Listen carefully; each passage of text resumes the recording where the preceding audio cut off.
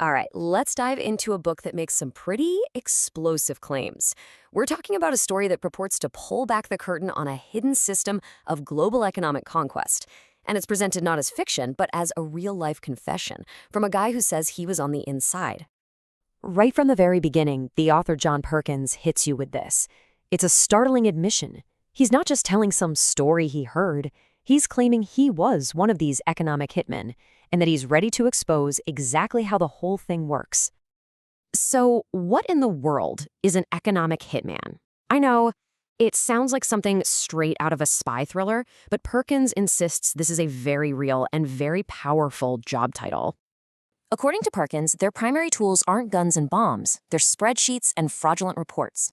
The whole idea is to use things like extortion and payoffs to convince countries to take on massive amounts of debt for huge infrastructure projects. The goal, he argues, isn't actually to help these countries, it's to trap them in a web of financial dependency, all for the benefit of what he calls a corporatocracy. And Perkins is really clear about this. He claims this isn't just a series of random one-off schemes. Nope. He says it's a systematic playbook with very clear goals and very specific players, all designed to build a new kind of global empire. He calls the architects behind all this the corporatocracy.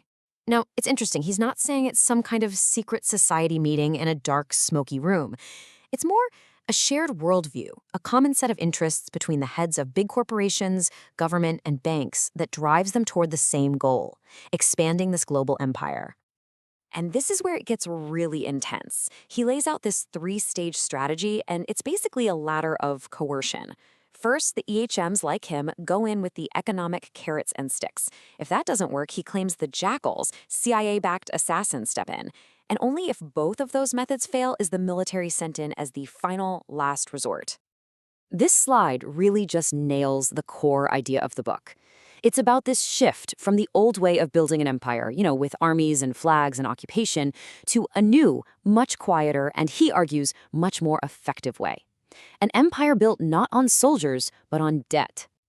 Now, to make sure this doesn't all sound like some abstract conspiracy theory, Perkins puts his own life story right at the center of it all. He uses his personal journey as a case study for how this system supposedly finds and grooms its players. His journey, the way he tells it, started out pretty innocently. He's in the Peace Corps working in Ecuador, but he says that's where he was spotted and kind of evaluated by someone from the NSA. That led to a job offer from a private consulting firm, and that's where he says his secret training began. The woman who trained him, a woman he calls Claudine, supposedly gave him this crystal clear mandate. And check this out. The goal wasn't just to get countries into debt. The debt itself was the point. Bankrupting them was the objective, because once they're bankrupt, they're yours. They become totally dependent, giving you easy access to their oil, their political votes, whatever you want. Okay, so Perkins then gives us some real-world examples. He contrasts what he calls a huge success for the system with a couple of tragic failures. Failures that he claims had deadly consequences for the leaders who dared to push back. Let's start with the so-called success. He calls it the Saudi Arabian money laundering affair. And yeah, it's as wild as it sounds. He says this was the deal that changed the game back in 1974, the one that set the model for everything to come. Okay, so here's how the deal allegedly worked, and it's pretty slick. Saudi Arabia agrees to keep the oil flowing to the U.S., and crucially, to invest its billions in oil profits, they called them petrodollars, back into U.S. government bonds. In exchange, the U.S. guarantees the Saudi royal family stays in power and, get this, uses the interest from those Saudi investments to pay American companies to build a modern Saudi Arabia from the ground up. It was a perfect loop that guaranteed profits, oil, and political loyalty for decades. But what happened when leaders said no thanks? In his version of events, when countries didn't want to play ball, things got very, very dangerous. He points to two specific cases that he says illustrate this perfectly. Perkins actually dedicates the entire book to these two men, Jaime Roldos, the president of Ecuador, and Omar Torrijos, the president of Panama. He flat out claims that because EHMs like him couldn't bribe or pressure them, the next phase of the playbook was activated, what he calls the jackals. So you can see here, both of these guys were pushing back hard. Torrijos wanted control of the Panama Canal for his own people. Roldos wanted Ecuador's oil money to actually help Ecuadorians, not just foreign oil companies. And according to Perkins, that defiance cost them their lives. Both died in fiery plane crashes, just a couple of months apart in 1981. All right, so after all this, what's the end result? What's the legacy of this system he's describing? Well, Perkins paints a pretty grim picture of a world trapped in a cycle of debt and poverty, one that's making the gap between the haves and have-nots wider every year. He brings it all back to Ecuador, where his whole story began. So, back in 1970, before this big EHM-driven oil boom he talks about, the country's public debt was around $240 million.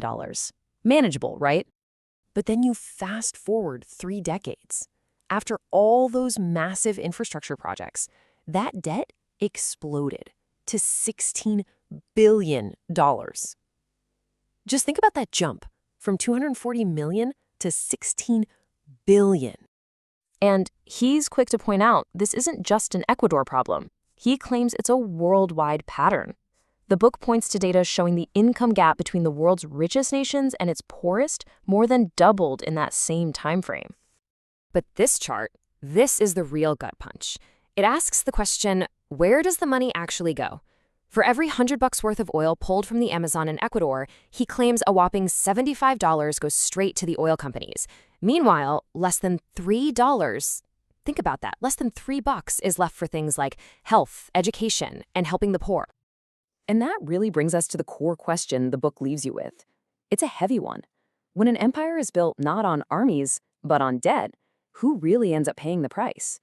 It's not just about money, he argues, but about human lives, the environment, and a world where, he claims, the desperate many serve the wealthy few.